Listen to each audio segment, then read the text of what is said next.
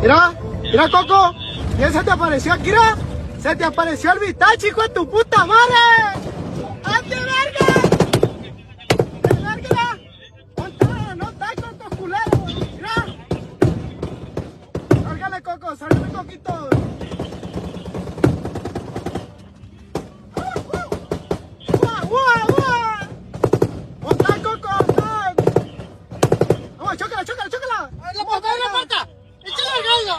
En el bajo mundo del narcotráfico mexicano, pocas historias reflejan con tanta crudeza la fragilidad del poder como la que hoy enfrentan Iván Archibaldo y Jesús Alfredo Guzmán Salazar, los hijos de Joaquín El Chapo Guzmán. La facción conocida como los Chapitos, que durante años operó como uno de los brazos más poderosos y temidos del cártel de Sinaloa, atraviesa hoy la mayor crisis desde que heredaron el control de esta organización. En un lapso de apenas 2 años, su estructura de seguridad, considerada durante décadas casi impenetrable, se ha desmoronado. Las autoridades mexicanas han propinado golpes significativos, pero más devastador aún ha sido el desgaste interno.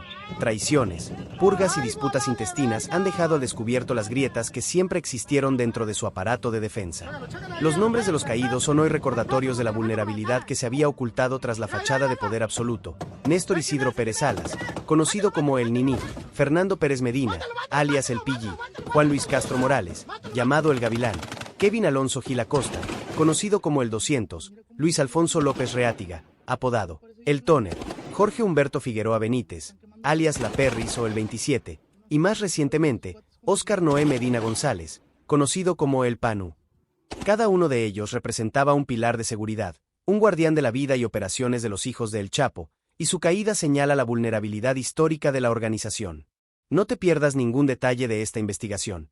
Suscríbete ahora al canal Fuerza México y mantente al tanto de los sucesos más impactantes y exclusivos del país. El Niní, la primera ficha en caer. El 22 de noviembre de 2023 marcó un antes y un después en la historia reciente de los Chapitos. Néstor Isidro Pérez Salas, El Niní, considerado el jefe supremo del aparato de seguridad de los hijos de Guzmán Loera, fue capturado por Fuerzas Armadas mexicanas en la colonia Colinas de la Ribera, al norte de Culiacán. La operación fue precisa y devastadora para la estructura de la célula criminal. El Niní no era un sicario común. Como líder de los Ninis, su brazo armado, coordinaba a sicarios fuertemente armados, entrenados en tácticas militares, con acceso a armamento de alto poder y métodos de extrema crueldad. Su nombre aparecía en alertas internacionales. La DEA ofrecía una recompensa de $3 millones por información que condujera a su captura, especialmente por su implicación en el tráfico masivo de fentanilo. Tras su detención, fue extraditado a Estados Unidos, donde permanece bajo un proceso legal totalmente hermético, custodiado y aislado del mundo exterior.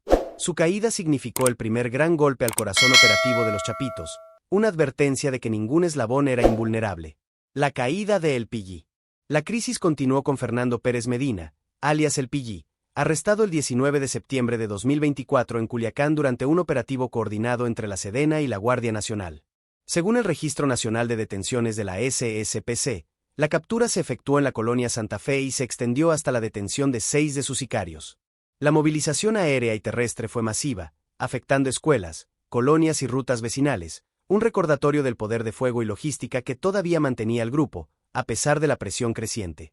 El Pilli había asumido el cargo de jefe de seguridad de Iván Archibaldo Guzmán tras la caída del Niní.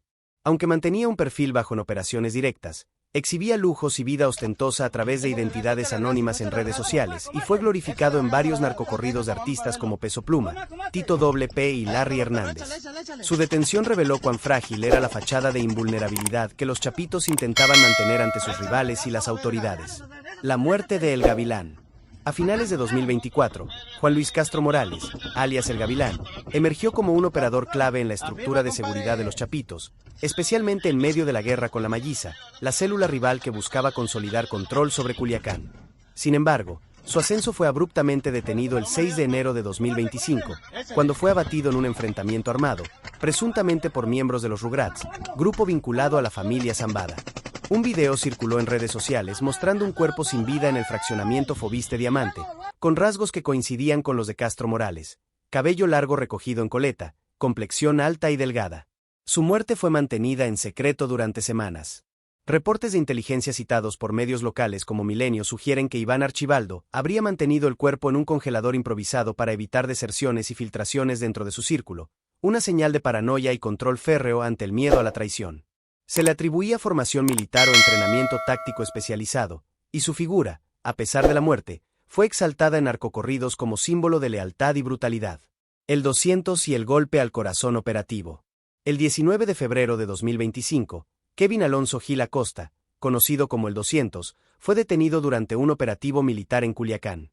Considerado uno de los operadores más cercanos a Iván Archibaldo, fungía como su secretario personal y coordinador del aparato de seguridad, supervisaba sicarios, planificaba rutas y dirigía represalias.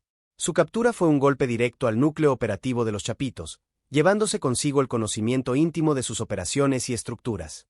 El 200 tenía antecedentes con las autoridades desde 2015, cuando él y su hermano Karim Elías Gil Acosta, el 300, fueron arrestados con armas de alto calibre, lanzagranadas y drogas ocultas en frutas. A pesar de ello, recuperaron su libertad bajo circunstancias poco claras. Su implicación en homicidios y operaciones violentas lo convirtió en uno de los objetivos prioritarios de las fuerzas de seguridad, y su caída debilitó aún más la ya resquebrajada estructura de protección de los Chapitos. La desintegración final del aparato de seguridad de los Chapitos. Mientras el año 2025 avanzaba, la facción de los Chapitos se sumergía en una espiral de desintegración que ningún golpe externo podría haber anticipado con tanta precisión. Tras la caída de El Niní, el Pillí, el Gavilán y el 200, otros miembros clave del círculo de protección de Iván Archibaldo y Jesús Alfredo Guzmán Salazar comenzaron a sucumbir ante la presión de las fuerzas de seguridad mexicanas y la inestabilidad interna. Entre ellos, destacaron figuras que habían sido pilares discretos pero fundamentales: Luis Alfonso López Reátiga, alias El Tóner, Jorge Humberto Figueroa Benítez, conocido como La Perris o el 27, y Óscar Noé Medina González, alias El Panu. Cada una de estas pérdidas representaba no solo un golpe operativo, sino un mensaje de vulnerabilidad que resonaba hasta el núcleo mismo de los Chapitos. El arresto de El Tóner. Luis Alfonso López Reátiga, mejor conocido como El Tóner, había logrado construir un perfil de discreción que lo hacía casi invisible dentro del círculo de seguridad. Mano derecha del Gavilán, asumió gradualmente responsabilidades de supervisión tras la ejecución de su mentor en enero de 2025. Su ascenso fue fugaz pero estratégico. Controlaba parte del aparato de seguridad, coordinaba sicarios y aseguraba rutas críticas para la movilidad de Iván Archibaldo. Sin embargo, su historia encontró un final abrupto el 26 de febrero de 2025, cuando fue detenido en un hospital privado de Culiacán, donde se encontraba recuperándose tras sobrevivir a un intento de ejecución que dejó cicatrices físicas y señales de que los enemigos de la facción estaban siempre al acecho. Vestido con bata blanca, rodeado de personal médico ajeno a su identidad criminal, El Tóner fue capturado apenas un día después del ataque que casi le cuesta la vida. Este episodio evidencia la vulnerabilidad extrema del círculo de seguridad. Incluso los operadores más cautelosos no estaban a salvo dentro de sus propios territorios. La captura del Tóner no solo desmanteló un eslabón vital de protección, sino que mostró la eficacia de la inteligencia de las autoridades mexicanas, que lograron neutralizar a un individuo con conocimiento táctico profundo, sin generar enfrentamientos masivos ni víctimas colaterales. Este tipo de detenciones, meticulosamente planeadas, debilitaban la confianza y la moral dentro del grupo, generando un efecto dominó de paranoia y desconfianza. La caída de La Perris. Jorge Humberto Figueroa Benítez, alias La Perris o el 27, representaba uno de los nombres más temidos dentro del aparato armado de los Chapitos. Nacido el 2 de septiembre de 1989 en Culiacán, Sinaloa, su trayectoria comenzó en la facción de los Dámaso, de donde migró tras la caída de figuras históricas del cártel, integrándose al brazo armado de los Ninis y posteriormente a la seguridad directa de Iván Archibaldo. La Perris había participado en operaciones históricas, el Culiacanazo de 2019, enfrentamientos contra células rivales en Tepuche 2020 y varias ejecuciones estratégicas para consolidar el control territorial de los Chapitos. Su figura era temida tanto por enemigos como por subordinados. Coordinaba logística armada, dirigía rutas de protección y supervisaba a sicarios con precisión militar. A pesar de su perfil violento y despiadado, el 23 de mayo de 2025, Jorge Humberto encontró su final. Fuerzas especiales del ejército mexicano lo abatieron en Abolato, Sinaloa, en un operativo que, según las autoridades, se realizó en legítima defensa. Reportes de inteligencia señalan que La Perris intentó cambiar de bando antes de su muerte, filtrando información de ubicaciones de operadores y generando tensiones internas que terminaron por acelerar su caída. Su muerte no solo debilitó la estructura operativa, sino que envió un mensaje claro: nadie, ni siquiera los operadores más letales y cercanos a la cúpula, estaba a salvo de la persecución de la ley ni de las traiciones internas. El asesinato de El Panu, la vulnerabilidad máxima. El caso más reciente y emblemático de esta desintegración interna fue el asesinato de Óscar Noé Medina González, conocido como el PANU, el 21 de diciembre de 2025. Su muerte ocurrió en un entorno que ejemplifica la fragilidad de los chapitos frente a las amenazas externas, incluso cuando sus miembros se encontraban lejos de sus territorios tradicionales. El PANU, jefe de seguridad de los chapitos, tenía una recompensa de $4 millones ofrecida por el gobierno de Estados Unidos. A pesar de ello, se movía con confianza en la Ciudad de México, sin escoltas ni medidas de protección especiales, lo que reflejaba un exceso de seguridad o un error de cálculo. 2 días antes del ataque, llegó desde Mazatlán, Sinaloa, y alquiló un Airbnb para él y otro para su madre, Guadalupe González. La rutina familiar, que incluía misa y una cena en el restaurante Loaú, terminó en tragedia. Durante la cena, un sujeto encapuchado y con cubrebocas ingresó al restaurante, acercándose directamente a la mesa donde se encontraba el PANU junto a su esposa, 2 hijos, cuidadoras, madre y un primo.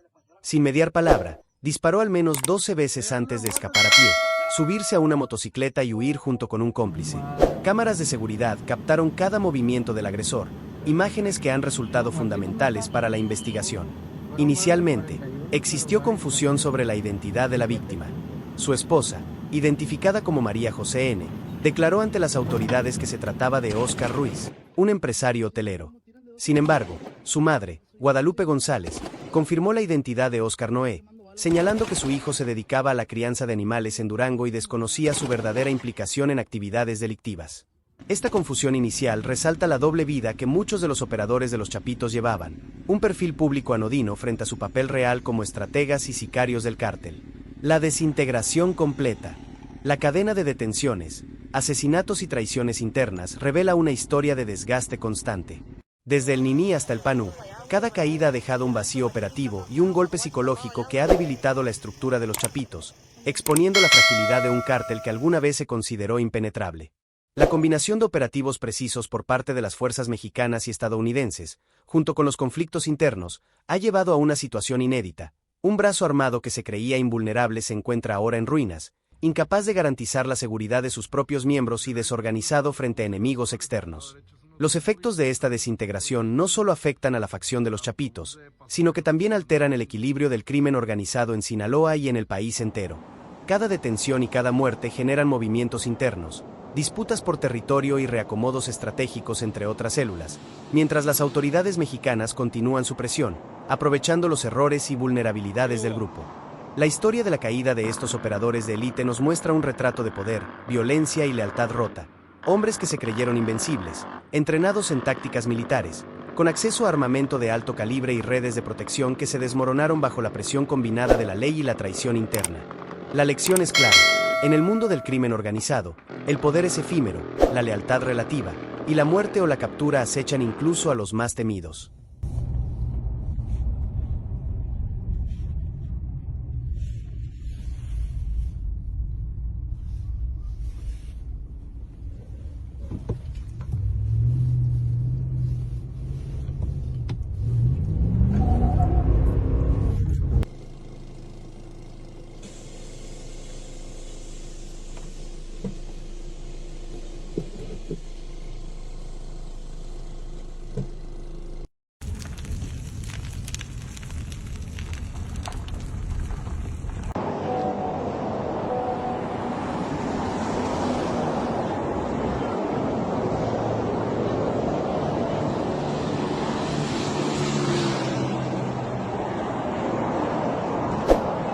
¿Qué hubo?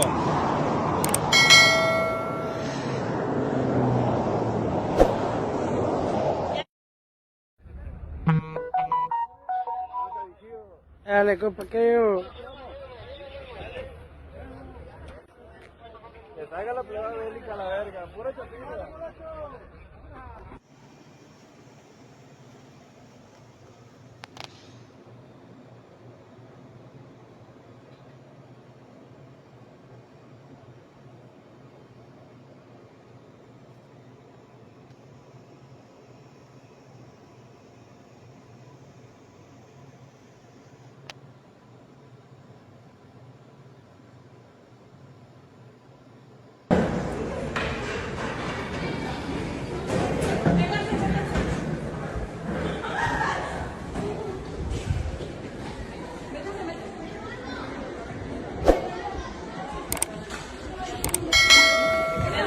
Hecho.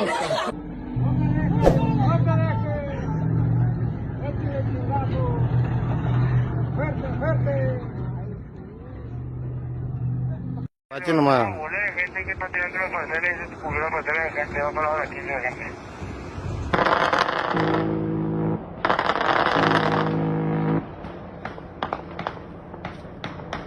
Ah, se agarraron con los de la caseta hoy.